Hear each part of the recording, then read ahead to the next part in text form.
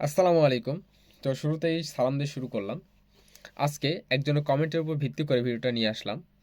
তো ডক্টর জাকির নায়েকের একটা ভিডিওতে একজন কমেন্ট করেছিল যে এটা তার মুখের কথা, কোরআনে আছে পৃথিবী সমতল।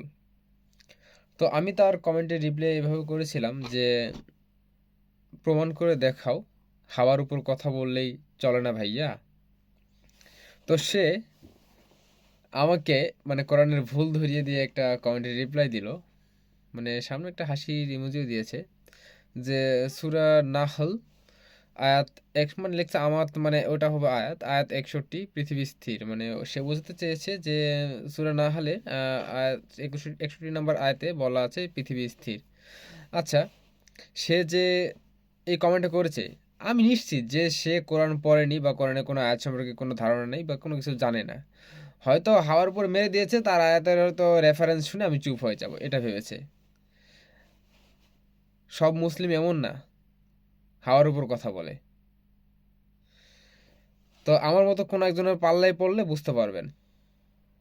আপনার যত ধরনের প্রশ্ন আছে করে যান, আমি আপনার সব ধরনের প্রশ্ন উত্তর দিয়ে দিব।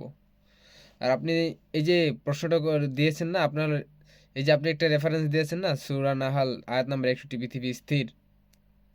আচ্ছা, সূরা নাহালের 61 নম্বর আয়াতে কি বলা আছে সেটা একটু দেখে আসি চলেন।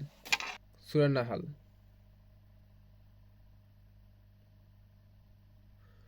এটা মক্কায় অবতীর্ণ হয়েছে। তো 61 নম্বর আয়াতে যাই।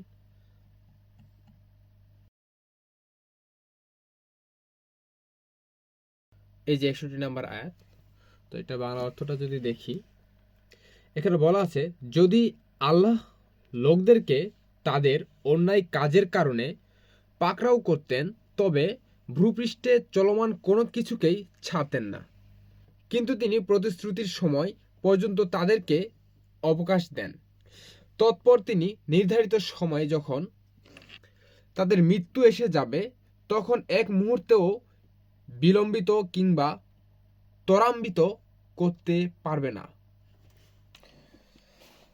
তো তিনি যে ক্লেমটা করেছে পৃথিবী স্থির বা পৃথিবী কোনো কিছু, এখানে তো পৃথিবী স্থির বা পৃথিবীর আকার আকৃতি কোনো বিষয়ে বলা নাই। আমি এটা বুঝলাম না, সে কি আসলে গাঁজা খেয়ে এই একটা রেফারেন্স দিয়ে দিয়েছে নাকি আল্লাহই ভালো জানে। তো ভাইয়া, রেফারেন্স দেওয়ার আগে একটু ভালো করে নিজে পড়ে দেখবেন আপনি কথাটা সঠিক বলেছেন কিনা। তো যাই হোক, তো কথা বাড়তে চাচ্ছি না, ভালো থাকবেন। আল্লাহ হাফেজ।